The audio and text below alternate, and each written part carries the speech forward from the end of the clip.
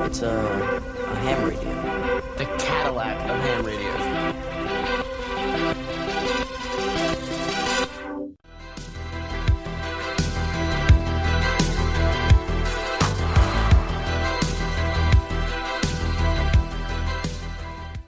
Hello everyone, welcome back to yet another episode of Ham Radio, a Stranger Things podcast.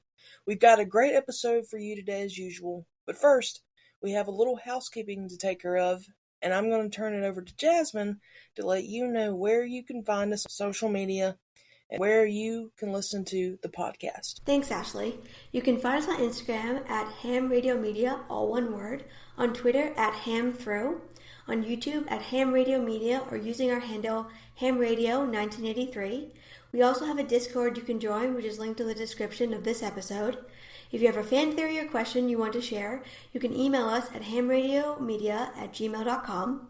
Ashley also has a fanfic on AO3 entitled Stranger Things College, which is also linked in the description. The podcast is available on all major podcasting platforms, including Apple Podcasts, Spotify, iHeartRadio, Amazon Music, and much more. If you like the show, please consider leaving us a rating or review. We have a lot of totally tubular stuff coming up, so be sure to follow us on social media to keep up with the podcast and all of our new content. Yeah, exactly. So I agree. I think it's, it's kind of ironic that everyone was saying like, oh, Steve is the easy choice, because they obviously don't know Steve. On the outside, he looks like the easy choice, and Jonathan looks like the better choice, because all these people don't really know what's going on, because we as the viewer know that, Steve is actually the better choice. He's not the easy choice at all, never was. And Jonathan's actually the easy choice. She doesn't have to do anything or put any effort in, but with Steve, she does. She has to put in the effort to meet him halfway. Yeah, she has to try. She has to show interest because Steve's already adapted. As you point out, like, he learns that and he shifts to that because he understands that she needs time, that it should be her choice. Whereas so many characters in other seasons have spent so much time pushing her this way, pushing her that way.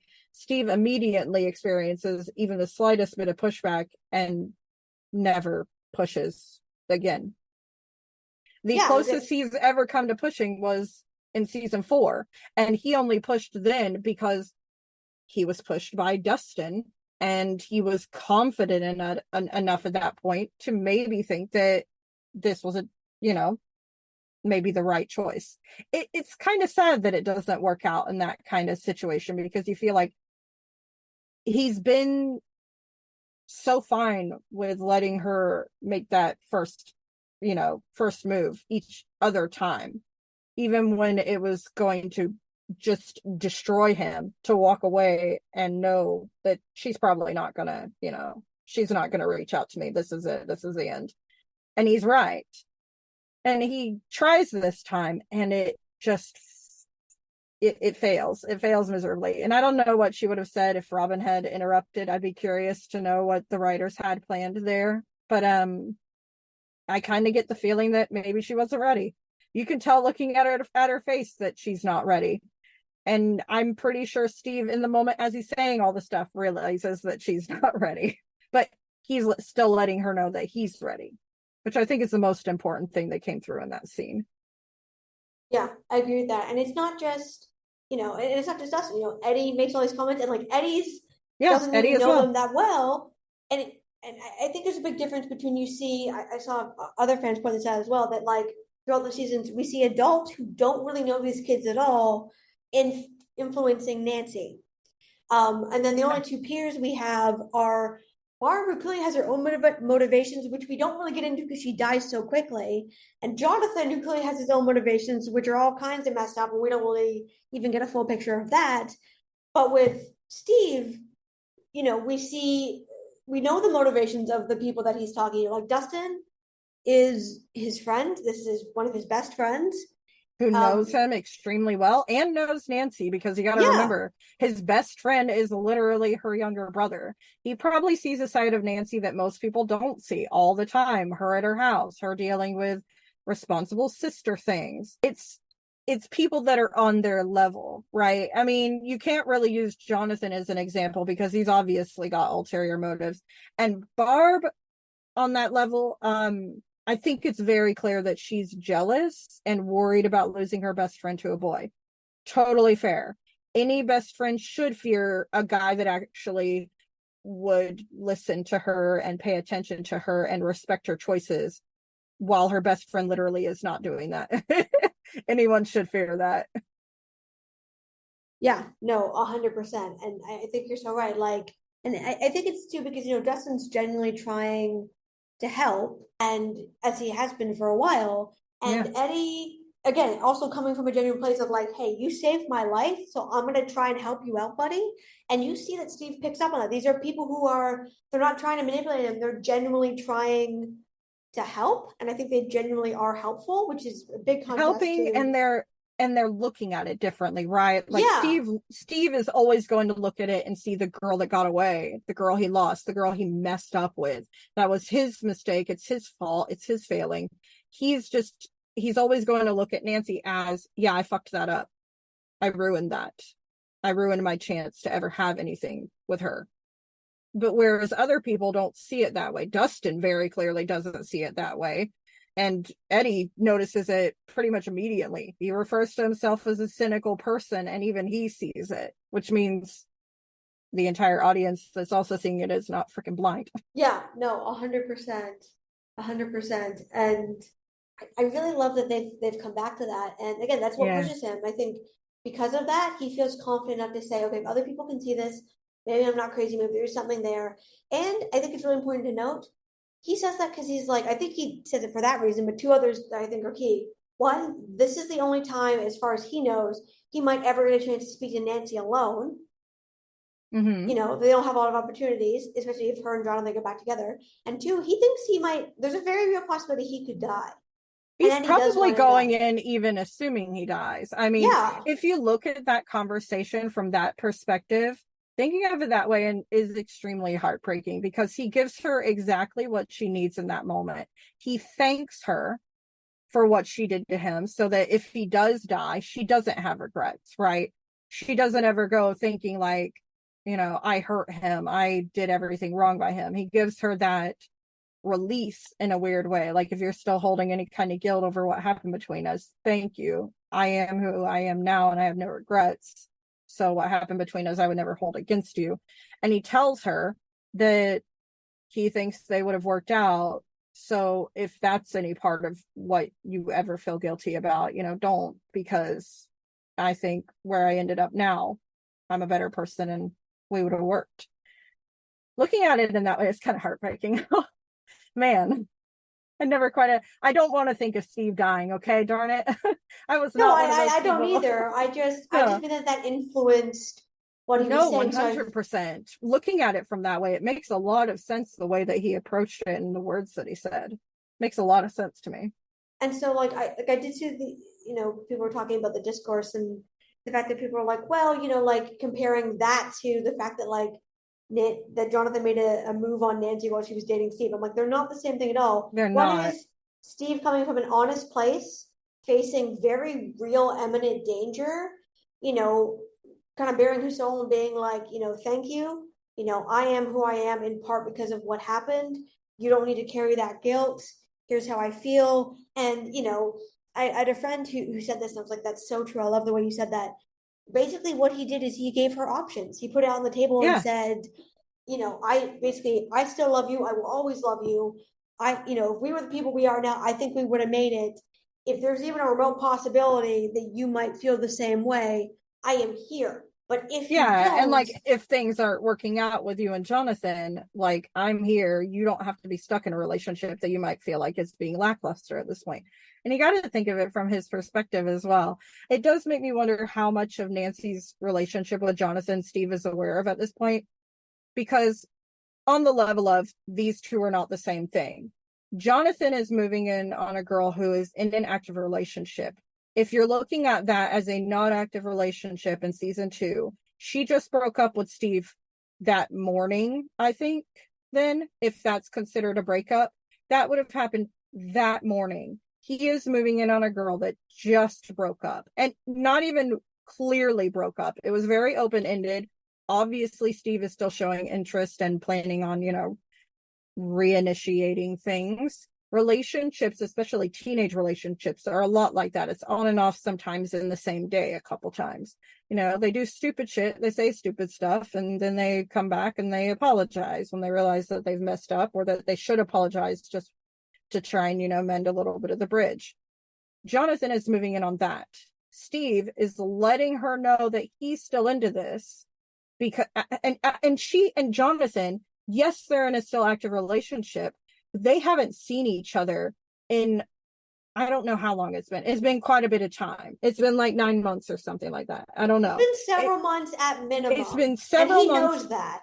at minimum. They haven't been around each other, and he knows that Jonathan was supposed to be here. It's been made very clear that Jonathan was supposed to be there and didn't show up for some ungodly reason.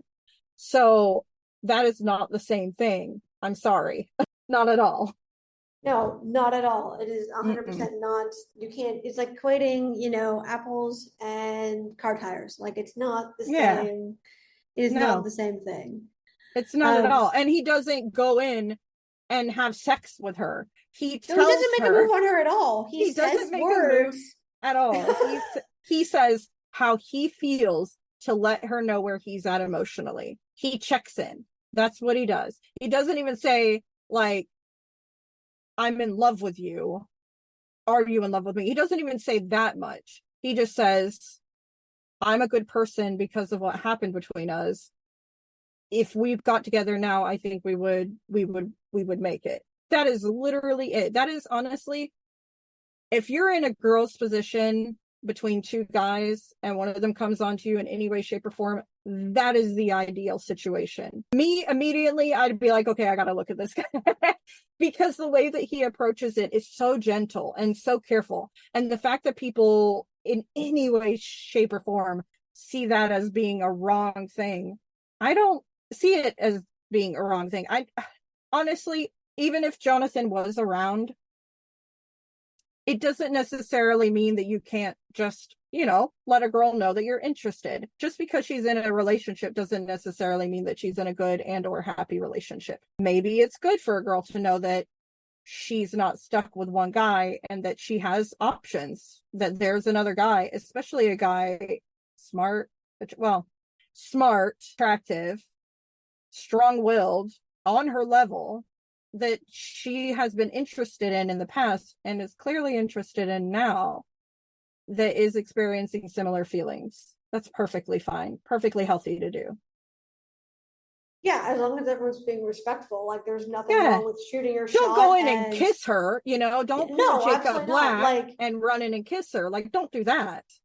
But let her know, that you're interested. That's it. Like, there's nothing wrong with shooting your shot. And like, I've seen people phrase that way. They're like, yeah, he shot his shot and he got shot down, or so he thinks. And we don't see him. And I think there's a big difference, right? We see Jonathan moping and making shitty comments in season 2 after he screws up and doesn't communicate to Nancy. And she's like, well, screw this. I'm going with someone who actually wants me. Meanwhile, that is absolutely gutting for Steve. We see him being consoled by Robin, but then he doesn't mope around. He doesn't make it Nancy's problem. He's not a jerk to her. He's like, all right. He's happy. Well, he's smiling at the end. You see him looking at Robin and Vicky, and he's happy for them. He's not sitting there wallowing in self-pity and being like, well, I wish I had someone. He is happy for his best friend. There is genuine happiness in that face. Yes, he's a little sad that he lost his chance, but he's not letting it affect him in any way, shape, or form when it comes to his friend's happiness. Yeah, 100%. Yeah, and I think that's the right way to deal with it. He lets Robin console him. He throws himself into something that will help. Helping out at the center that they've set up. He's genuinely happy for Robin and Vicky. And I think part of that is him. He's like, I was right. There's nothing better than that feeling when you're right about something and then you turn out to be right. Like, I think that's part of it too. He's generally happy for them, but he's also like, I was right. I knew it. I knew it. I called it. Fast times. I called it. And like, that's coming up on the drive to school the next day. That like, oh yeah, 100%. He's like, I called it. Or like the whole boobies thing is going to become an inside joke where he's like, next time she's like, you were wrong. And he was like, I wasn't wrong about boobies. Like, that's coming up again. 100%. I was right about fast times. If I was right about Fast Times, I'm right about this.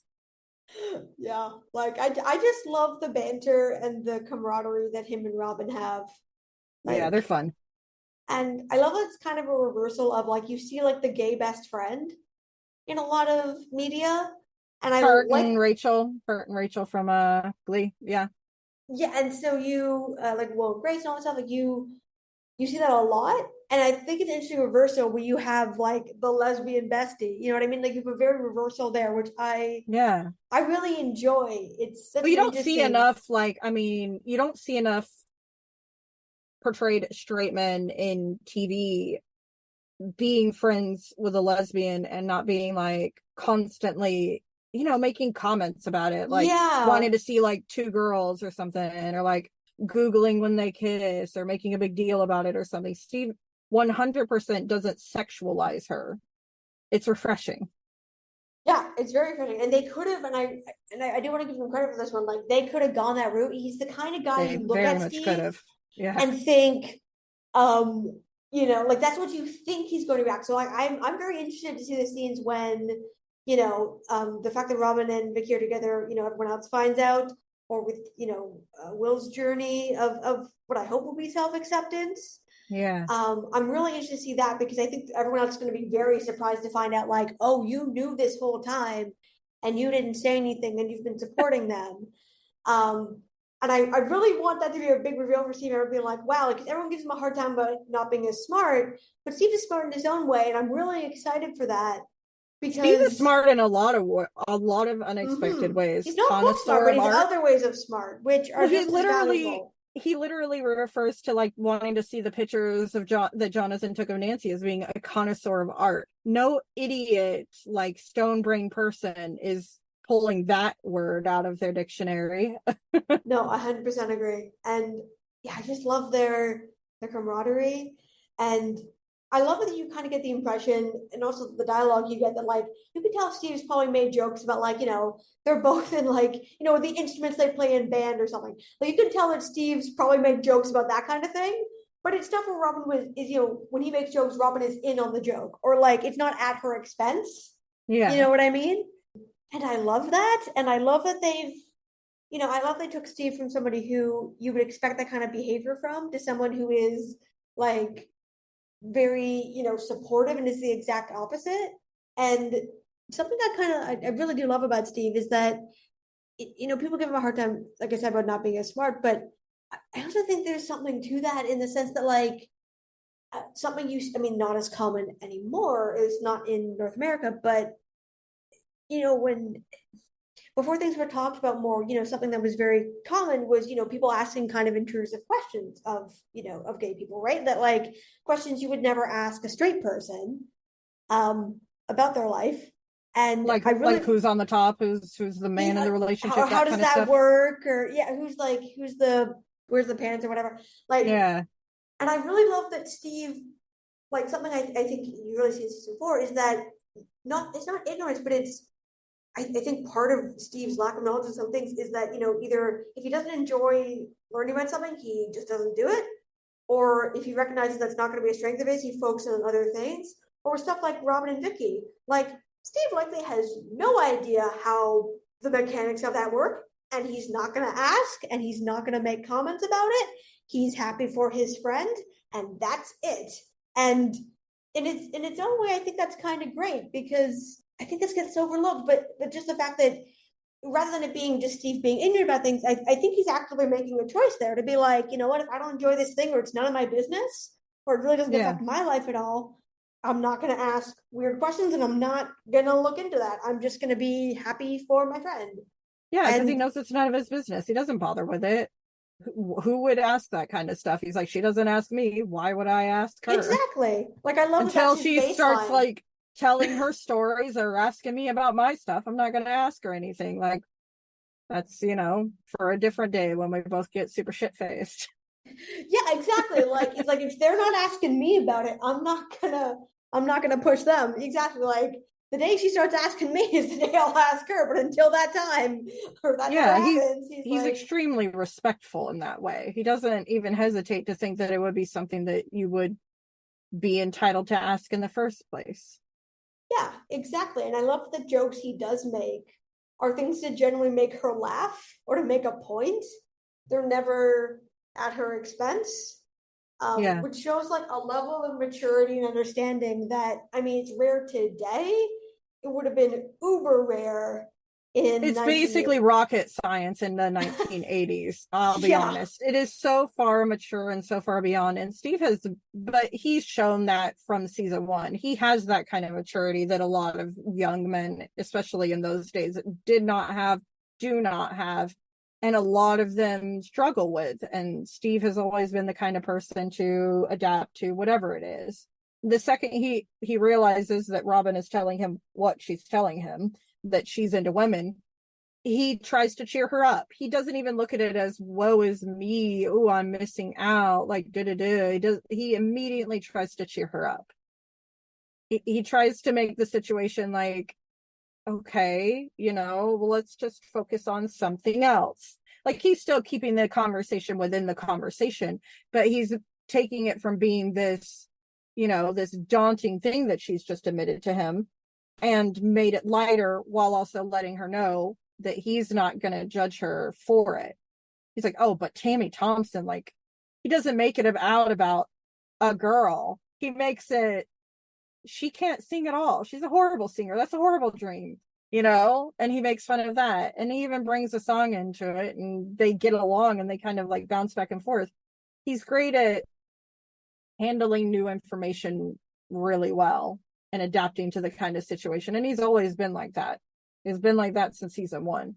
He's a little slower at it in season one, but for a 16-year-old boy, pretty quick, considering most of them don't even handle it well into their 20s, if ever. Yeah, I agree 100%. And I think we've talked about this before, but I think one of Steve's big strength is really his adaptability. Yes, very adaptable. He's just as adaptable with people as he is in a fight with a demodog or a demogorgon. Like, he's really good at it. It's not something you see often. It's especially not something you see in TV shows, but it's never something you see in real life. Yeah, the jokes that my friends and I have is that like the most unrealistic thing about Stranger Things is not the monsters. It's some of the actions of the people, like good and bad. Like, Steve's more understanding and adaptable than like most guys in real life are. Or like, I have big beef with like the Angela storyline in season 4. I don't buy that at all. And I'm like, I buy the Demogorgon. I don't buy that bullying situation at all. So like, that's the big joke that my friends and I have. I definitely get the Angela perspective. I don't want to get in it too much because this is a Stancy episode. However, I kind of disagree. I experienced that level of bullying to a ridiculous degree when I was young. I could see why other people could find it quite unrealistic, but yeah, there's little Angelas out there. I can assure you of that. They're the worst people. Yeah, I mean, we're not going to get into this too much. Like I said, it's Stancy podcast. That is one thing I have said in my defense. I've talked about this with other people. I'm like, yeah, like to me, it did not feel realistic, but I'm like, I'm also willing to admit that like that wasn't my high school experience. But but then again, people's. It still is very much unrealistic in comparison to like the other stuff that you see in the show. Very much, there's a lot of that, like Jonathan's back and forth. That's just as unrealistic as like the supernatural creatures in the show. I get it. The entire like tonally confusing scene, just as unrealistic as demogorgons and demodogs and such. But yeah, I fully agree with that. I can totally see where that kind of feeling comes from, because so much of season 3, but I'll say less. Yeah, no, I agree 100%. And speaking of season 3, that's a great segue into our next question, which is, did you believe Steve when he told Robin that he was no longer in love with Nancy? The first time I watched it, I believed him. Yes. Because at that point I had very much removed myself from the concept of Stancy continuing forward. I was like, oh, okay, it is done and over. I wasn't really looking at the screen when I felt that way, and I wasn't consuming it at that moment. I just kind of took it verbatim. On my rewatch, because I'm normally a kind of person, I have a lot of things that I'm trying to watch, a lot of things to fit in, so I very, very rarely watch something twice. it wasn't until 2021, I think, 2021, that I finally rewatched season 3 for the first time since I watched it on its release date. I watched 1, 2, 3, and then waited for 4. And I was already starting to fall in love again with the show, the characters, Stancy, like all the ships that I've been obsessed with in the past. And I was probably midway through season 1 at the point where I couldn't multitask and watch the show at the same time because I was that invested. I was paying attention to how characters reacted and interacted with each other.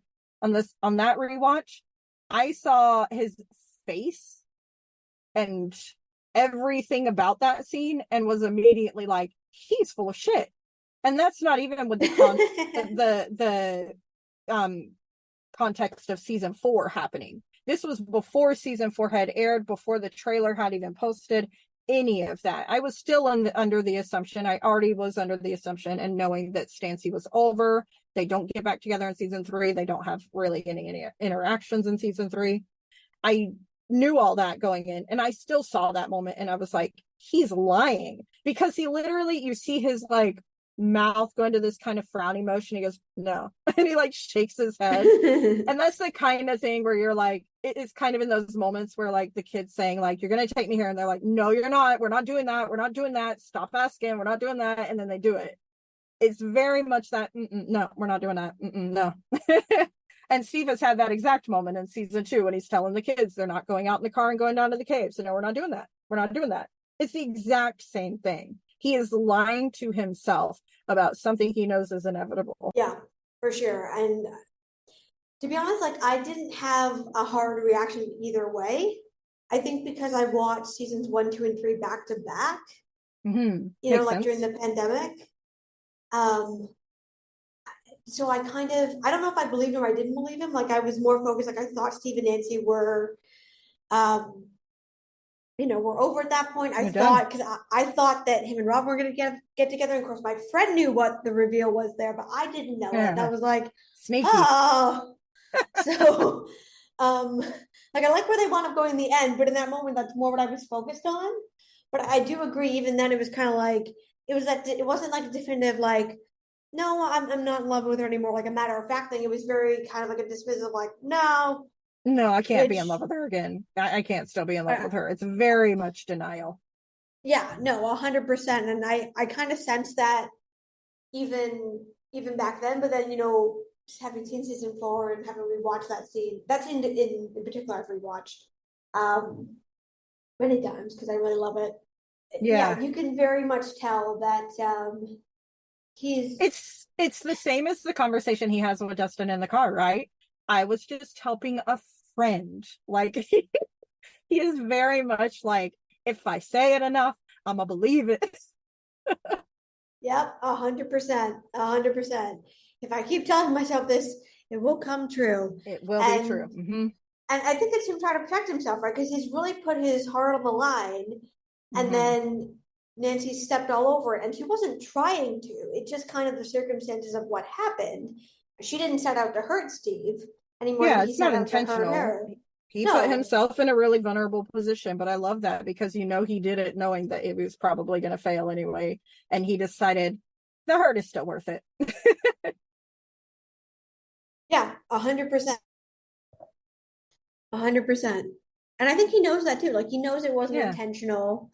So I think that makes it hurt more. Like it's one thing when somebody hurts you and you know they meant it, you can kind of hate them back and be like, screw this person. But when you know it wasn't intentional, like I don't know if you're a Taylor Swift fan at all.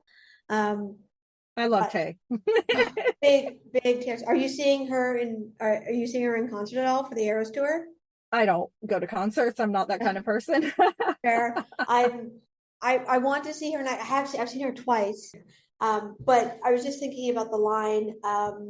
This is from Evermore.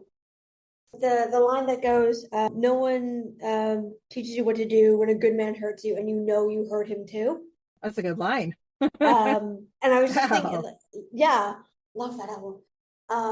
That Folklore, Evermore, and Midnights are like my faves. The song Happiness from Evermore has that line in it, which I absolutely love. A gorgeous line. It's an amazing line. It's the best kind of line. It hurts. Yeah. accidental hurting is kind of the worst kind of hurting, because you don't have anyone to blame, right? You don't have anyone to point at. Everybody's hurt, everybody loses. It just sucks. Yeah, absolutely. And so I think because Steve knows that and Nancy knows that, I think that makes it hurt more, because he knows she's not out here to hurt me. She's not being like, he repeatedly says to other people that what he loves about her is how much her kindness, how much she cares. And so he knows that. So it hurts to put himself out there, but he'd rather do that than not do it. Mm-hmm. And well, so you also see that check-in with them at the end too, right? That shows that they're okay with each other, and she knows that cutting it here and not talking about it is going to end up hurting. But he does the nod and motions for them to go on and go with Robin, and she kind of looks at him and nods as well, and they kind of have this back and forth, very, very quiet, very quick back and forth of like a check-in, like, are we good? Yeah, we're good. Yeah, absolutely. And so coming back to, like, him saying he's not in love with her anymore, I think it's one of those, yeah, if I repeat it enough times, it'll be true. And that has to be true, because if I admit that that's not true, I'm still in love with her. It hurts so much more knowing that she's with Jonathan. And I think I think the reason you don't see that malice is, he said his piece.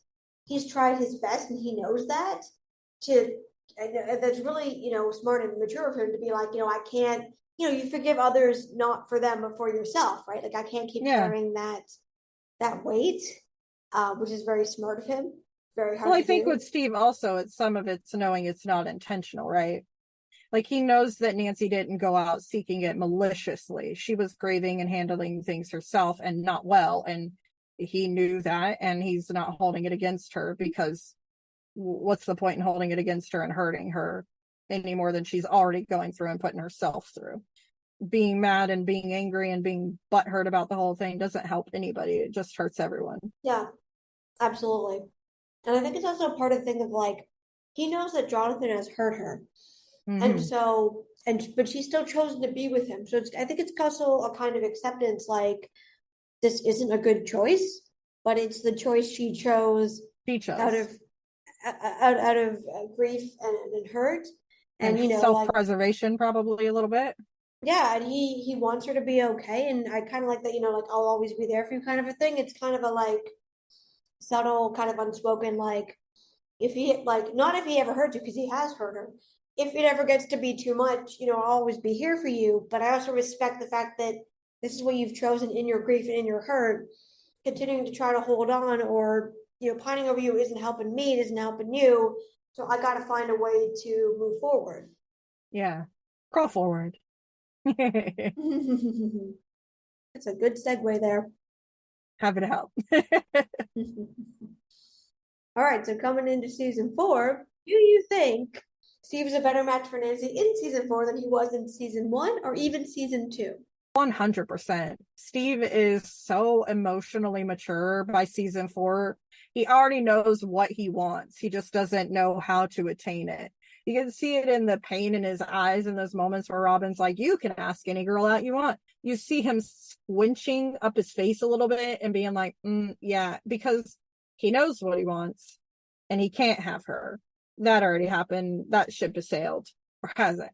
But he's very much already a guy who's like, I don't want just sex. I want a real serious relationship. 100%. He's 1,000 times better for her than he ever has been before. He is exactly what she needs, what he wants, what he needs. And they're both in a good place for each other. It's just Nancy needs a little bit more growing, just a little bit of push. But he's there. He's been cooked for a while. Yeah, I agree. I think Nancy needs a little bit more time because of everything that's happened. And something I like about Steve is they established that he's willing to give that to her. Yeah, that he will be there no matter how long it takes her. Yeah, absolutely. He's somebody who would definitely be fine to just hang out as friends, or to keep things like, very G-rated. Yeah, if you need someone to talk to, I'm not going to sit there pushing myself on you. But if you need someone to talk to, I'm here. And if you don't want to come to me, you've got Robin now. Look, she's right here. Yeah, and I'm very interested to see Robin and Nancy's reactions and interactions in season 5, because Nancy and Robin are friends now, but that kind of puts Robin in a bit of an awkward position because, she's become friends with Nancy. She's now dating Vicky, but she can't tell anybody that, apart from Steve. Mhm. So, like, I'm interested to see how that's going to play out because I feel that Nancy will probably lean on Robin because we see her already doing that season 4. After she realizes that, like, Yeah. oh, this woman is not a threat to me. Her and Steve are not a thing. I She is can not talk a to her. threat. I can talk to her. And I'm interested to see Robin's reaction because as they established, she has no filter, does not have a strong grasp of social cues, says what she thinks. And so I know we've all speculated like how the breakup's going to happen, how Nancy and Steve are going to get back together. I imagine them leaning into Robin and Nancy being okay with each other because I think the writers sometimes use certain characters and what they say to kind of lean into what they plan future. What they had Steve saying, like, I'm glad you and Robin are hanging out, like that's cool. Like he quite literally gives his blessing that, like, for me, for Steve, for him, for me, this isn't weird. I'm okay with it. I'm totally comfortable with it. Like, I'm glad that you two are talking to each other. Like, y'all should. That's fine. Like, he doesn't have a problem with it. I feel that's the writer's way of saying these two can get along. This is going to work. Kind of like a little nod. Oh yeah, absolutely. I was thinking about it more in the sense that like I'm interested to see at some point I feel the natural progression of that is either like Nancy continuing to rant about Jonathan because we've already seen that, or her asking Robin for advice. And since we know we know how Robin speaks, Yeah. Robin's not the kind of person who's going to stand there and be like, I don't know, or like, well, they're both good guys. Like if Nancy actually speaks up and asks Robin what she thinks, Robin's going to tell her. Yeah. Which 100%. I could see that being a very like to me the way I think the natural progression of Nancy and Jonathan breaking up and Steve and Nancy getting together is again, we don't know where the story's going to pick up, if there's going to be a time jump, blah, blah, blah. But to me, kind of, there's natural points there where, at some point, when his letter doesn't show up from Emerson, that's either going to push that conversation where she's going to be like, where is it? Like, what is going on? Either that's going to happen. Or she finds the letter from the one that he did apply to. Yeah, that's going to push it. Or something around Fred's funeral. He's going to try to be there for her, and she's going to in her grief get upset and be like, "You weren't there," and everything's going to come out. I'd also think it'd be interesting to have in the lead up to this. I don't think it's going to be one thing. I think it's going to be like a bunch of they're going to kind of go to smaller like moments, a culmination. And then, and then Nancy's just going to lose it, which I'm really excited for. I'm here for that. 100%. It would be very interesting to see part of that progression being Nancy and Robin are friends. Nancy's, Robin's trying to get her out of the newsroom, be like, come eat lunch with us, like all this stuff. And, introducing her to Vicky and they all become friends and, like that kind of being part of it. And, Nancy either leading on Robin or asking for advice and Robin being honest with her and being like, you know what, like Jonathan's not going to change. If you can't see what's going on, you're either blind or you're ignoring it. Like I'm not going to tell you what to do, but like them having a conversation, that being part of it, I think could be really interesting. Yeah. Or maybe Robin getting to a point where she feels like she can share the fact that she's gay with Nancy, or Nancy picking up on something and asking her for advice, or like it'd be interesting if that was part of it. Because I think it gives the writers an opportunity to kind of say what we're all thinking through a character we like. Yes. In a natural way. So I think that would be very interesting if they went that route. And also I like the idea of, because Robin and Nancy have become friends, Steve and Nancy are friends, he's about to become friends with Vicky. If, Vicky, Robin, and Nancy are all attending school together and Vicky and Robin are dating, there's an avenue for them to become friends. So if she starts, once her done and break up and she starts spending time with Steve again, either as a friend or in a relationship, however that's going to go, that also opens her up. I love that would open her up to more friends, a bigger social circle. Yeah. She needs more people in her life, people that she can talk to. Nancy has been so alone and sequestered and stuck with Jonathan. And while Jonathan is okay, just Jonathan is not okay. Just one person is not okay. She's been very alone since season 1.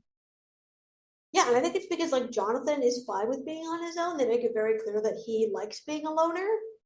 Yeah, it's very unfortunate that, I mean, even when she was with Steve in season 2, at the beginning of season 2, and supposedly between season 1 and season 2, she still very much had Jonathan in her life, and they were communicating and everything. So she had her boyfriend and other guy, and she still had at least 2 people in her life that she was working back and forth with. But with Jonathan in season 3, she's been very much alone. And up to season 4, she's been extremely alone. And had it not been for Fred kind of pushing himself into the situation because he was very curious about solving this interesting mystery, she would have continued to be alone until Steve and Robin and them showed up. She would have been alone at that moment. And she was alone because he died. But yeah, she's been so, like, just on her own this whole time. Seeing her actually have someone to interact with, it's been so nice, because God, it's very clear that a person with that kind of grief should not be alone. They should have people around them. Yeah, 100%. Even without that grief, like something my friend and I were talking about today about relationships is, that a lot of guys don't have friends. They don't have other people in their life. They expect you to be the be all end all. And a healthy relationship, to me, and a healthy sense of self is, your boyfriend should have friends. They should have people. And we were talking about how, so both my parents were married before they were married to each other. It had me. And my mom tells stories sometimes, again, not in a controlling or manipulating way or anything, but her first husband, she worked an office job in Calgary back in the day. And so, after work, all her and her coworkers would go out to the bar, right, for drinks. And this is obviously before cell phones. So, she'd call home from the bar and he'd be like, okay, like what time are you coming home? Not in a bad way, just, he liked hanging out with her and being around her. He was more of a homebody, where she's like, well, like, I don't know what time I'll be back. I'll be back when I'm back. Like, we're at the bar, Yeah. And so something she likes about my dad is, they both have their own friends. They came into the relationship with their own friends. They have their own circles. They spend time together, but they also spend time with, their own friend group. And something I love about Steve's characters, he really models that. He has his own friends, weird as though they might be. They're the freaking weirdos. Like, his friends are a group of freshmen and a lesbian. Like, that is his friend group. And they're basically like his family. It's very clear that he loves them and that they spend time together. It's like they make the comment when they're at the family video, like, you can't just come in here on this day. Like, this is our busiest day of the week. You can come in and do your weird little experiment stuff things that you do any other time of the week. They very much imply that this is a regular thing for the kids to come in and see Steve and spend time with Steve. He has become this kind of like the planet that has this orbit of a bunch of little moons around him that just kind of orbit there, and he's kind of just gathered them all up, and he spends time with them. He's not alone at any point in time. Even if it was just him and Robin, it's not just him and Robin. It's him and Dustin hanging out. It's him and the kids. Like, he has so many people in his life. He's in the exact opposite position that Nancy's in, and it's weird seeing the stark contrast, because at the end of season 1, Steve loses everything as well. Yes, Nancy loses Barb, but Steve loses his 2 best friends as well by siding with Nancy. So they both end up stuck with each other. And then they both lose each other. And Nancy gets Jonathan, and Steve gets stuck with the kids. And he could have just let that go because Nancy's with Jonathan. That's a romantic thing. Him and the kids, he just stays around and hangs out with these kids. He doesn't even owe that to Nancy at this point. That's done and over. He saved them in the caves. He doesn't owe them anything at this point. And he's a teenage boy. Why is he going to hang out with a bunch of kids? But he likes them. They're cool. They're funny. They're amusing. They're entertaining. And, he doesn't want to lose people in his life. And I think that much is clear. He holds on to people. The only time he's ever let anyone go is when he let go of Nancy. Yeah, absolutely. And I think it's more than that too. Like, I mean, he loses, like, you can tell he's still, they're obviously still friendly with, Tina as of season 2 and presumably Nicole, but he's not like actively hanging with these people. Like, they're inviting him to parties and stuff. So, like, they're still friendly. No, it's like a social thing more, really. Yeah, it's like a social thing. Yeah. Yeah, they're not actively like hanging out on the weekends kind of a thing if there's not a party going on. Yeah. When they show up at the school and they're sitting in the car working on his paper, they're sitting there working in the car on his paper. They're not hanging around with all the other students, or they easily could. Most kids do. Most teenagers, especially, immediately get out of their car and go in and want to see their friends. But instead, Steve and Nancy are spending time alone together in his car. Yeah, absolutely. And so I love that we've seen him, rebuild his social circle in the time him and Nancy have been apart. Yeah. And you're right, like in contrast to that, Nancy's social circle has gone from like her and Barb to her, Barb, and Steve and Steve's friends to no Barb to no Steve to none of Steve's or almost none of Steve's friends to just Jonathan, who likes being alone and likes to take pictures. Like that's it. That's her entire social circle. So I think it's really wonderful that now that we've kind of come back around to it, like Nancy's would not just be gaining someone that loves her and cares about her that she can truly have a life with, who understands her, is on her level, but she would gain this entire social circle of really wonderful people, a closeness, an increased closeness with her brother and his friends, which is really great. Yeah, like I love that it's not like Steve's the full package here, right? It's not just he him. is. It's everything. It's all of his little, his little moons in his orbit. It's every single person that he spent so much time working on their friendships and relationships and keeping them close and doing this work on making himself a better person, a better Steve. And he has all that. And I love that symbolism in season 4 where she's alone. She gets kind of forced or shoehorned into bringing Fred along. She loses Fred. And you can tell she's already being affected by it on a guilt level because this happened to Barb. And this is the first person that she's let even be remotely around her. And she's already lost him too. And then Steve just comes in with a car full of kids and Robin. He just comes in and suddenly she's got an entire group that sits at a picnic table talking about all the shit that's been going on and figuring it out. He brings so many people right into her life the moment he's back in her orbit. It's adorable. I love it. Yeah, I love it too. And I also really like your like planet metaphor. I feel like Steve is the planet with the kids with the tiny moons. I feel like Robin is an adjacent planet. Like sure.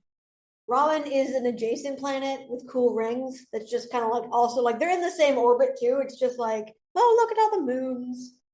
They're just chilling by the moons. I love that. I like this metaphor a lot. All right, coming back to Stancy. Why do you think it took so long for Steve to get up the courage to tell Nancy about his dreams for the future and how he thinks that they would have made it if they'd met a few years later?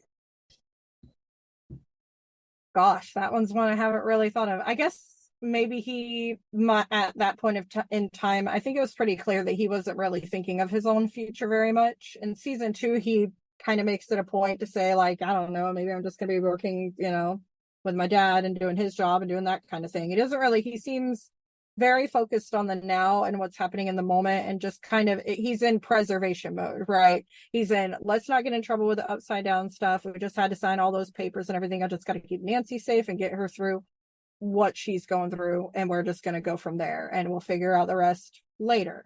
He's very much just focused on Nancy's dreams.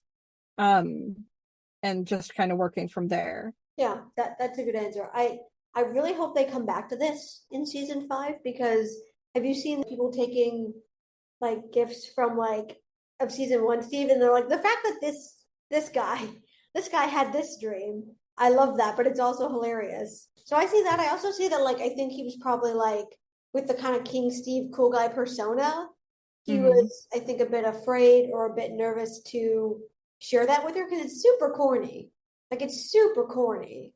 I don't know how much I feel the same about that. I don't really necessarily see it that way just because the writers made it a point to say that like this is a girl that listens to him.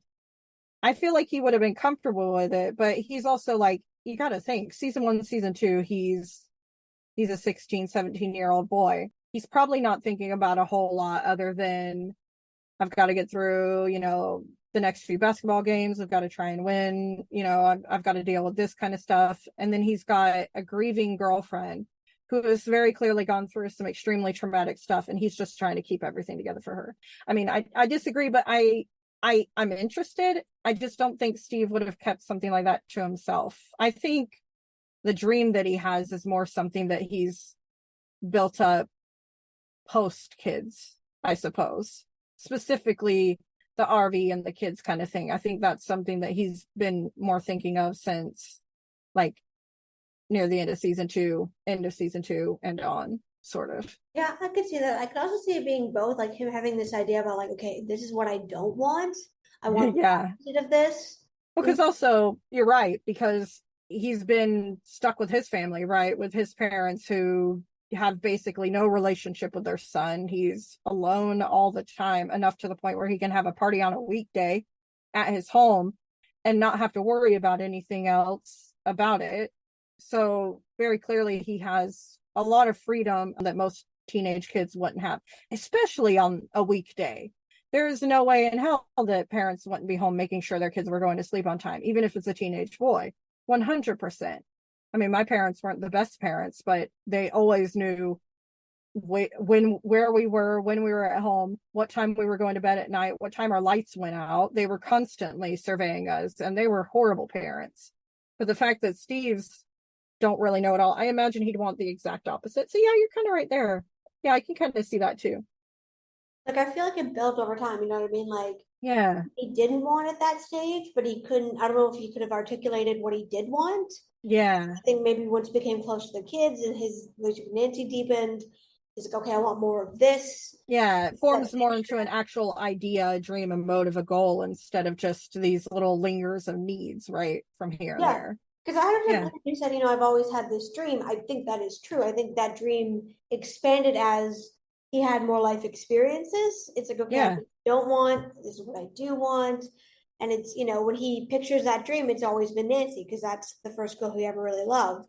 So he's like, when I picture this dream, I picture me having a version of this with you, but ultimately you're the most important part, because I can have this other stuff in other ways, but there was no one like, the past years have proven to him that there is no one out there like Nancy. She is irreplaceable. And so when he gets that glimmer of hope, it's like, hey, her relationship with Jonathan might not be going well. Not a shock to him considering how Jonathan's acted. So he's like, you know, this like there might still be a chance, because, you know, I've had this dream and it sounds like Nancy might be receptive to that. So might as well say something, you know?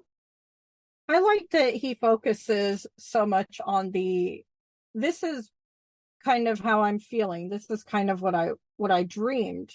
But the most important part of that dream is that you're a part of it, that you're there. He makes it a point to let her know, like, everything else is kind of surface level stuff. This all would be nice. That's all stuff that I've dreamed of in the past.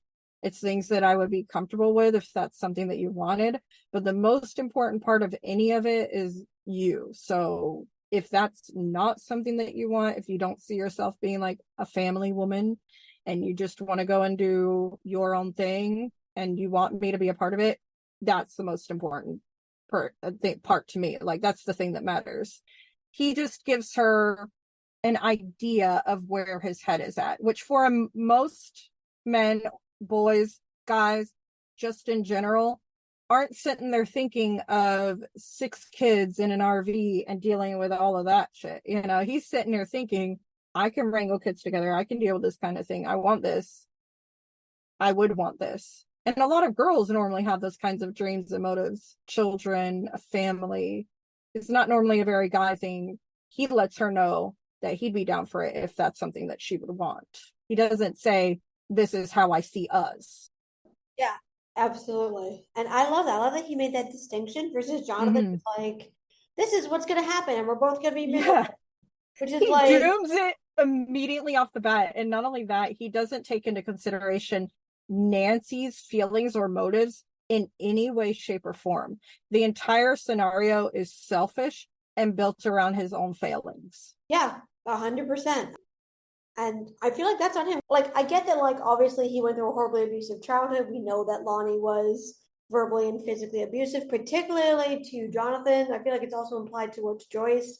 You know, he was verbally abusive towards Will. Yeah, and Will, because, I mean, Joyce herself literally says it. He called him queer. Like, she says exactly. To me, it seems kind of implied that I think Joyce and Jonathan protected him, Will, maybe from some of the physical abuse, because Will is saying they're being like, you know, disappointed his dad didn't show up, and Jonathan, you know, doesn't feel that way at all. Joyce wants nothing to do with the guy, whereas Will seems to have like a lingering affection for him. Yeah. But even that's speculation. Like, we know straight up the guy was physically and verbally abusive. So Definitely. I'm not discounting that, but there does come a point when you have to stop blaming your parents and take responsibility for your actions. Yeah. And not only that, but it basically just shows that he's already given up. He's already defeated at this point. He's already willing to accept. But it's so strange because, I mean, I love and hate Jonathan's character in so many different ways. I'm very conflicted on it just in general. But like, you look at him and who he was in season 1, 2, 3, and his relationship with his family specifically. If you're focusing on that and only that, he is very caring. He is very worried about his family and their safety. He's very protective of them and has shown time and time again that he'll defend them. When Joyce comes running to him in the road, he grabs her, he's holding her, he's comforting her.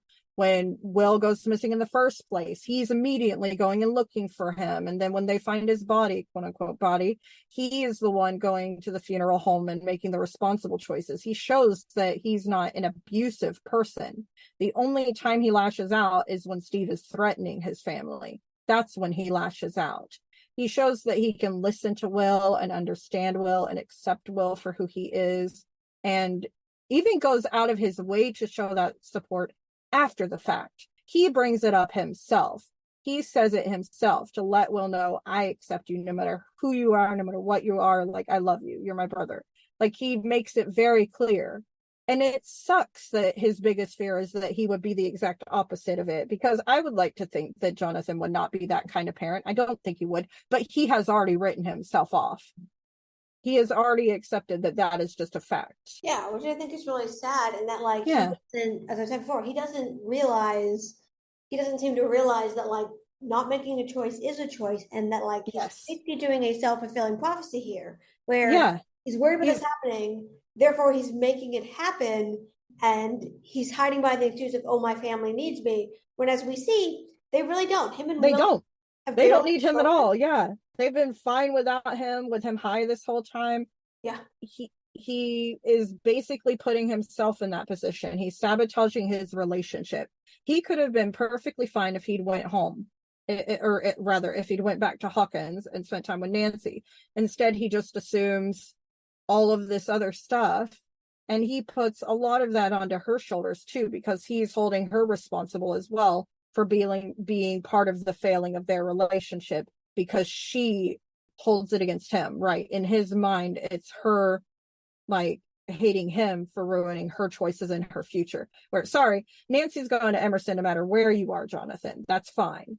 But he just automatically assumes and takes her role and just makes it into this tiny little box of something she would never be caught doing. Yeah, like 100%. Especially since we know his dream up until Partisan forced to go to NYU. And he says to Argyle, I can't go and follow a dream that isn't mine. This is Nancy's dream. It's not my dream. I can't leave my family to go follow this dream that isn't mine. We know that he was okay with leaving his family to follow his dream, but not Nancy's.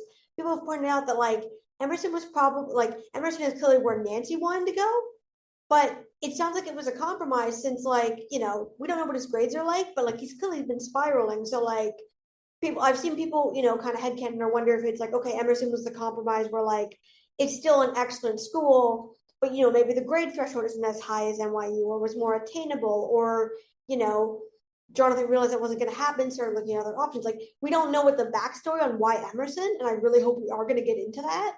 We don't know what happened there, but it sounds like, you know, when he realized he wasn't going to be able to have what he wanted, you know, he's just kind of been, you know, slowly, like, devolving and backsliding, and putting it all on her and being like, oh, she's gonna be so upset that, like, you know, now she's got to give up her dreams for me, as if she would ever do that.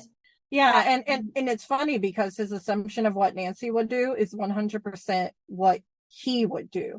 He assumes that she would drop everything and go to him, whereas he's seeing it as, if I were in her position, that's what I would do. He doesn't at all see it as only centering around his family, I should say. He sees it as his family. He would go all the way to California to be with his family and to spend time with his family and to be there, right? He doesn't see it at all from what she would do. He takes himself and puts his face on her body and just moves her over to California. After he's literally went out of his way to say she's driven and motivated, she's determined, she's a hard worker. He says all this stuff, and then he throws that all out the window because he just assumes that she's going to do what he would do. Because he did. He threw everything away and went to California. So of course Nancy would too. Yeah, absolutely. Yeah. I think that's he's definitely projecting. And that's why I say, like, I know some people are thinking it's going to be more of like an amicable breakup. I don't see that. Because, like, if I'm Nancy, without all the other stuff, just what we see in season 4, and I found out that I've been faithful to this person who I'm getting nothing from, and they've known for months that we weren't going to school together, and they're expecting me to drop everything I've worked for to follow them to some shitty community college. If someone said that to me, I'd go apeshit. I would lose my damn mind. I would lose it. So, like, I don't see this, like, amicable, like, oh, okay, we're break. Like, no. And I'm excited for that because I really want that for Nancy. Like, she's, again, like we've said, she's been kind of passively not dealing with things as a trauma response. I think she deserves that. She needs that. She can't, if she keeps responding that way, she will never be able to move on and move forward. So she needs those moments. She needs those moments in season 5 where she finally confronts not just what's going on with Jonathan, the trauma, what's led her to this moment. She needs that, and she deserves it as a character. I kind of see it going both ways. I could definitely see her being like, I don't know. I feel like she would be upset with him. I don't think she would go completely off the handle, but I think she would be like, this sucks. This hurt. It really sucks that you did this. Like, why did you feel like you couldn't talk to me? And I think she'd definitely be hurt. I don't see her necessarily exploding and screaming and going crazy, but I definitely see it kind of on the same lines as this is bullshit. Yeah, exactly. Like, a different reaction, but same thing. It's like, there's no way that's just going to let that slide. Like, there's going to be a confrontation there. There has to. Yeah, definitely. Because this has been building, and yeah, I think, and I mean, a lot of season 4 was set up. So I'm really excited to see where that goes. Which leads really well to my next question, which is, if Steve and Nancy got back together, do you think Steve would move to Boston to be with Nancy while she attends college? And how do you see that storyline playing out? I think Steve would easily go wherever she goes. 100%. He has shown very clearly that he doesn't have anything in Hawkins that is holding him there, right? He can have a relationship with the kids outside of that. They've made talks about the whole internet thing, and while that's not quite going to be up to the speed that it is these days, he will still be able to communicate with them in the ways that he needs, and he would still definitely go down and visit. But Nancy's his person. That is the most important part of his future that he sees. He would, of course, he would go with her. I don't think it's a question at all. I like the idea of, you know, them kind of going up and doing the college thing, and maybe there's like a trade college nearby that he works at. And I literally wrote this, by the way, where Steve's going to a trade school up there that's like 35 miles away from Emerson. It is not far at all. And then, you know, during the summer, they go and do their monster hunting stuff. Maybe they go back, they have an RV and go drive over to Hawkins and go check on the kids and stuff and everything during the summer. And then they go back to college during the, school year. 100%.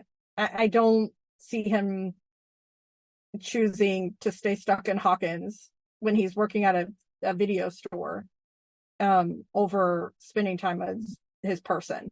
Not at all.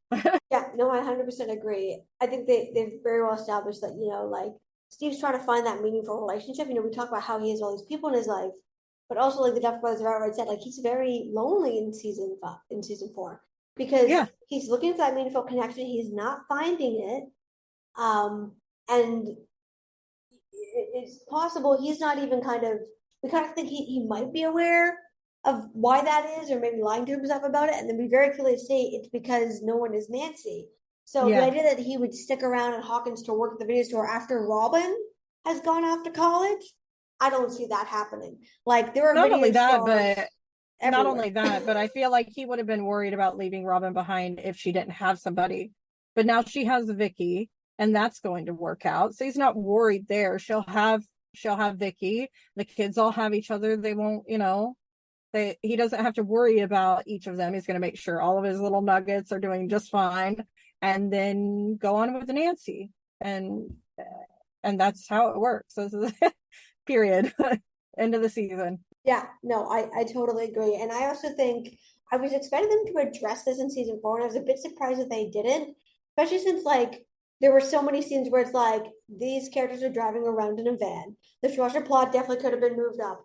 I was expecting them to address we saw what Nancy's doing for college. We kind of saw Jonathan, but then by the end of the season, it's oh well, now he can't go back to Lenora, so that's screwed.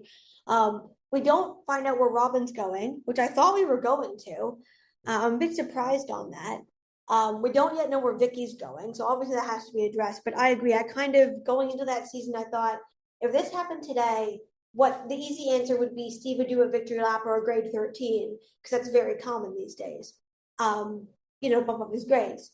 Since I was I don't know how common that was back then.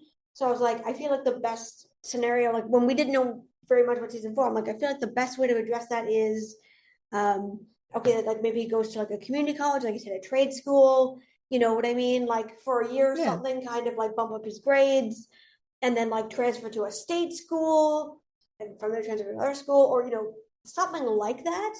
Or he doesn't have to do the career thing. He'll just be the stay-at-home mom taking care of the kids, because that is Steve living his best life. So either way, he's going to be happy. He's going to figure it out. That or he gets a job at the local video store there or whatever. Yeah. Or does both, or I was expecting them to address that more, and I think they will in season 5. I mean, they kind of have to close out his arc.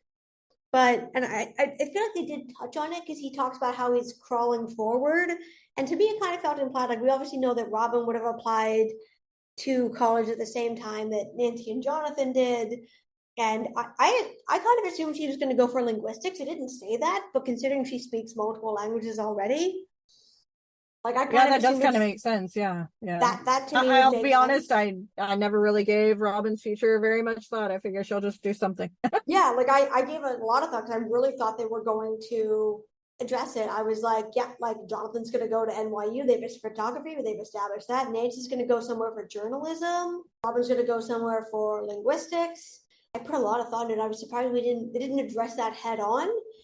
Although I did kind of think it was implied when they talked about him crawling forward. I'm he would have been there supporting Robin when she applied, which means they've had whole conversations about the application process, probably, in a much deeper way than he would have when he actually applied, because he, we see that he left it to the last minute, and, he crumbles up the essay he's getting Nancy to look at. So, they would have been months worth of conversations there. And so I kind of thought they were going to address that more, because I'm there's no way that happened, and then Steve decided, no, I'm not going to reapply. You know what I mean? You wouldn't spend months doing that with somebody as he's crawling forward. So to me, I feel we have to have follow-up on that about, we're kind of left with the feeling, I'm is he trying to figure out what he would like to go for? He says he couldn't even get into tech. I couldn't even get into tech, and my douchebag dad's trying to teach me a lesson. So yeah, he couldn't even get in. But it does show that he was at least trying to aim for something like that. So he definitely had some kind of motive towards. I feel it was still pretty aimless, because right when you first go into college and stuff like that, you don't really have to declare anything your first few years or something like that. I don't know how it was in the 1980s. That's the thing. I barely know what it's like now, but some are different, right? That's what I keep coming back to, because it's because we know he applied to the big schools, and then he obviously applied to state schools, tech, community college. And actually, we don't know if he applied to community college, but he said I couldn't even get into tech. The implication being there that he applied to other types of schools, like a technical college, right? Which presumes that he's applied to, the top to the bottom. His grades aren't good enough to get into any of those places. So at that point, he's given up, right? His dad's trying to teach him a lesson. He's given up. We also learned from season 4 that he quit his job at the as a lifeguard, presumably because Billy started working there. That's the probably. It would not surprise me. He'd just be no, screw that guy. I'm out of bye. I feel Steve walked in the first day of summer, was he's working. No, I quit. No, I quit. And to my friends and I had whole conversations about this. To his even though he's like he says his dad's an asshole, to that guy's credit, from his parents' perspective, Steve goes from being like a very popular guy whose main issue is partying to losing all of his friends, getting dumped by his girl, like having going lots of dates, to getting dumped by his girlfriend, as far as they know. He's on all the sports teams. He's got a job as a lifeguard. He's a certified lifeguard. He's the captain of the basketball team, the swim team. To cut to that summer, like he gets, he goes through a breakup. He loses all of his friends. His only remaining friends are a bunch of kids. He quits his job. He couldn't get into any college. So to like their credit, from their perspective, it looks like Steve is spiraling out of control. And that it doesn't necessarily hint to spiraling so much. I mean, not everybody goes to college after school. No, I just think from their perspective, like from his successful parents' perspective, it probably looked that way. Well, yeah, 100%. But and it also kind of continues on, right? Like time has very clearly passed quite a bit in season 4, and he's still doing a 9-to-5 job. He still is very clearly comfortable doing that 9-to-5 job. And he's not doing anything in between that time to look towards other colleges or working on his grades or doing anything to get himself to the next step. He's just kind of accepted that the 9-to-5 job is that we know of. That we know of, that he says. But at the same time, he does also make it a point to say, like, I did this, that, and this, and I'm still good at this, that, and this. Like he goes swimming in the Lover's Lake and shows that he's clearly still comfortable with that kind of stuff.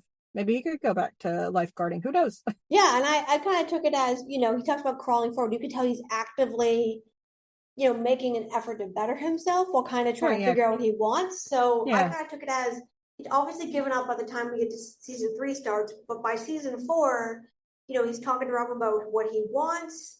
And I assume we'll learn more about this in season 5, but there's a few different ways to take that. But I kind of took it as, either it's him still trying to figure out, I'm going to reapply. I want to go for something I actually like. What am I interested in? Like, where do I want to apply? Do I want to stay in Indiana? Or maybe he has found something he wants to do, but he's saving up the money. Maybe his parents are like, well, we're not going to bankroll this because we don't think you're serious. Like, we don't know. We're missing information there, which I really hope we're missing.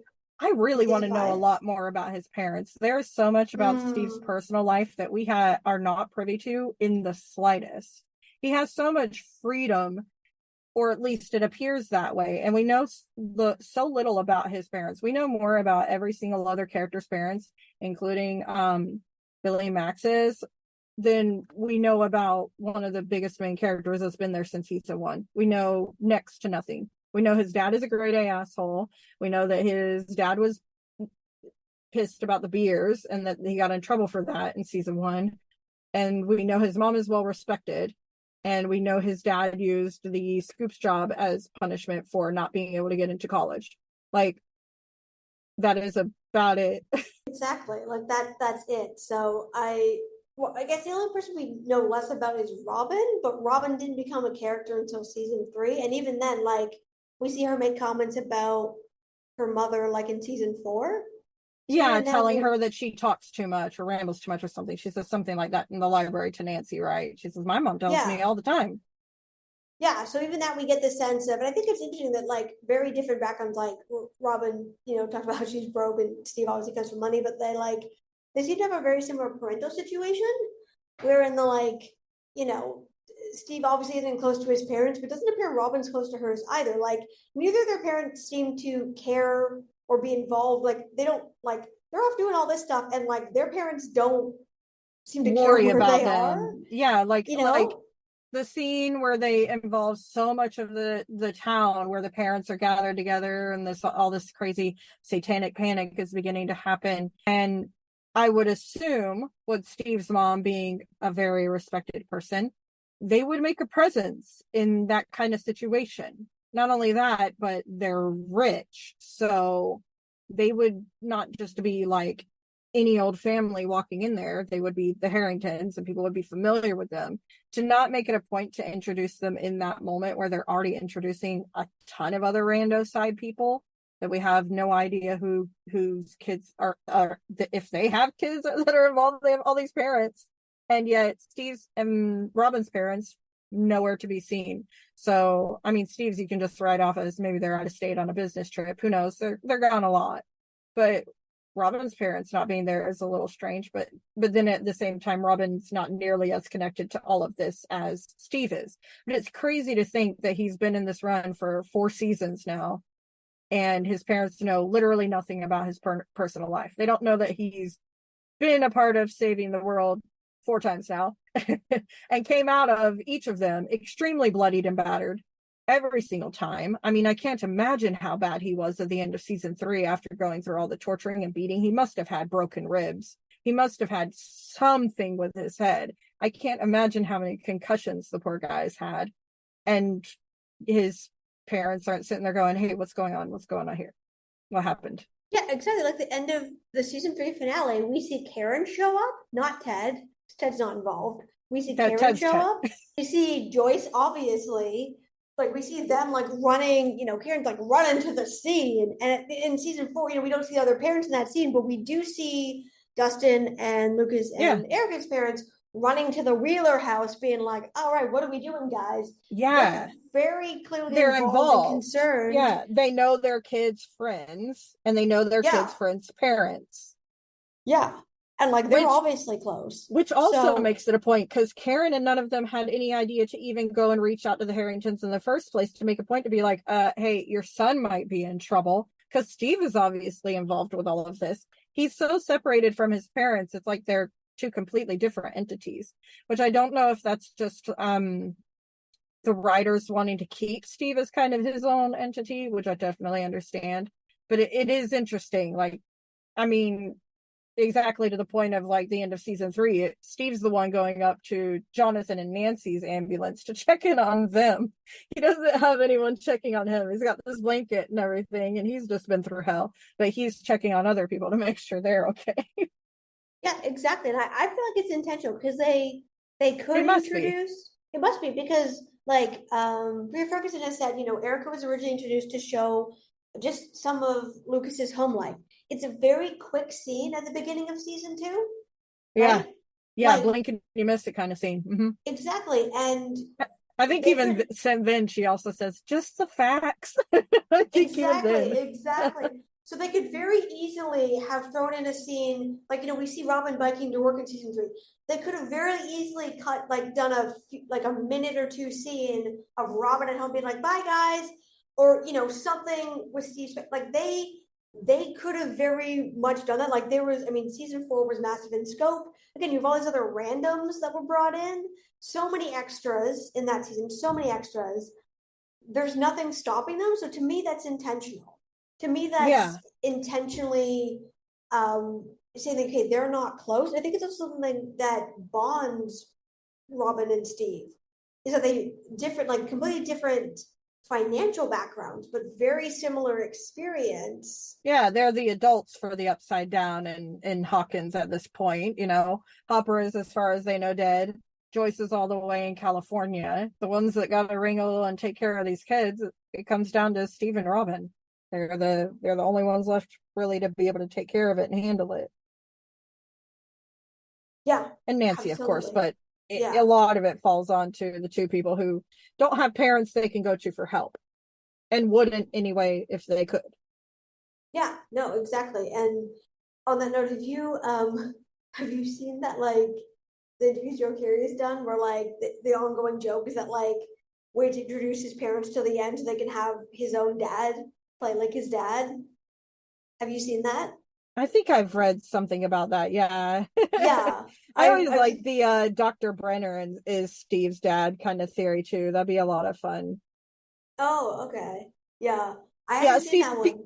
People always say that Brenner has that amazing hair, so of course, I mean, more than one person can have amazing hair. I don't think that's a theory. I don't know. People's fun twist of it, he's always away from home. He's obviously rich and stuff like that. And to that point, the only person that really knows what Brenner looks like, per se, is really the few people that would not be connected in Steve's life to know that's Steve's dad. I suppose Hopper might. Does Hopper meet Brenner? I honestly can't remember. Yeah, they all meet at the lab. Yeah, he goes to the lab a couple times, but I No, but can't remember if he's Brenner talking to walks in and Brenner. they do the handshake deal in season 1. Oh, And he you're doesn't right. recognize Brenner at all. So there's no way that's possible. Because he It's even knows still about a the hair fun thing. theory. It is, but It doesn't have a lot of weight because every fan theory is still at the end of the day a fan theory. But I like Yeah. the funness of something like that. I'd be Yeah. interested to, but really, it is very strange that they have gone out of their way. I almost also feel like it kind of leaves a nod to like Steve is just kind of his own. He's just kind of his own thing, you know. He's not one of the kids. His parents aren't going to come swooping in at the end of the day. It's just Steve. Yeah, I think that's very, very true. And I've seen a lot of people comment that like they'd like for like the end of it either just be like their shoes or something, you know what I mean? Like you don't see the full person. like one of the adults in the not Fairly Odd Parents. What's the one that Oh, does like the Peanuts? not the Peanuts? There was one I was thinking of in particular, but yeah, they're but something like that, right? Where you never actually see their faces. That'd be hilarious. I know in season 1 there's a scene where Karen is supposedly talking to Steve's mom on the phone. Yeah, she's talking to his mom on the phone. Yeah, and that's the closest we've got to. Yeah, we don't even hear her voice. We hear like the distortion on the other end, but we don't actually hear her voice. Yeah, it's very interesting. It does make me wonder if either the writers are choosing to keep them out of it because, I mean, it could be right that they just want to keep them out of it completely, or if they're aiming for specific people to play them and they haven't been able to get them to come in to do something like that. Because shooting Stranger Things is a very complicated process, right? You have to have so many amazing actors in one place. Well, not technically one place, but you know what I mean. Working together around the same time of the year. I imagine if they have 2 very specific people in mind, they would want to hold out until if it works, or if it never does, then it doesn't, right? Yeah, that's also a possibility. It's also possible that they've thought of that for Robin as well. Yeah. And that like it's possible they were going to bring that into season 4, and like this is clearly the season that they ran out of time on a lot of things. And they did so much too. My goodness. They did so much. They did so much. The last episode is basically movie length, and there's so much to it. Yeah, there truly is. And other people pointed this out too, but the fact that like Karen Wheeler got her own poster and we see her focused on so much in volume 1 in the scenes with the parents, and we're all expecting, okay, she's gonna find out about what's really going on. She's getting her own arc here. And I thought she was gonna get a big thing and nothing. I think that was the plan, and they ran out of time, quite frankly, because otherwise, why put the effort into a poster? Why focus on her, like, so much so? I think they ran out of time, personally. Because everyone else that got a poster was a major part of that season. It's so strange that they worked so much on making it a big deal that the parents were getting together and going over to Karen's house, and they were slowly figuring things out, and like stuff was happening.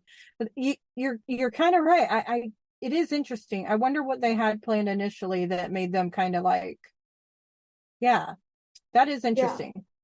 I think we're gonna come back to that in season. I mean, first of all, the ground is smoking. Like, these are not dumb people.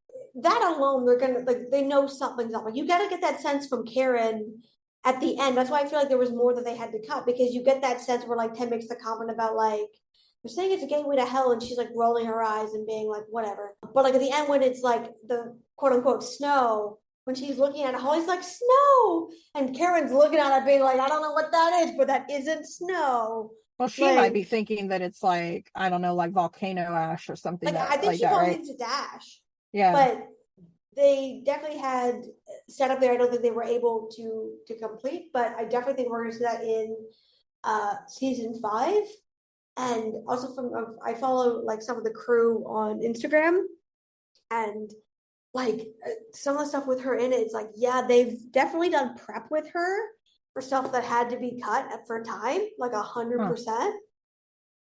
So be curious to know. They must pick that up in season 5. I mean, that and either that or drop it all together. No, I feel like they are going to come back to it though, because I feel like they've done. I feel like it'd be a waste not to, and they've done so much prep, and there's a lot of characters like that. Like we didn't see. There's so much they have to come back to. Like we didn't see Mr. Clark in season 4 at all. I missed him. Me too. He was How part was of the he Furbo not stuff. doing stuff? Like, I'm honestly shocked that he would not have been directly involved in trying to defend Eddie, trying to be like supportive of the kids.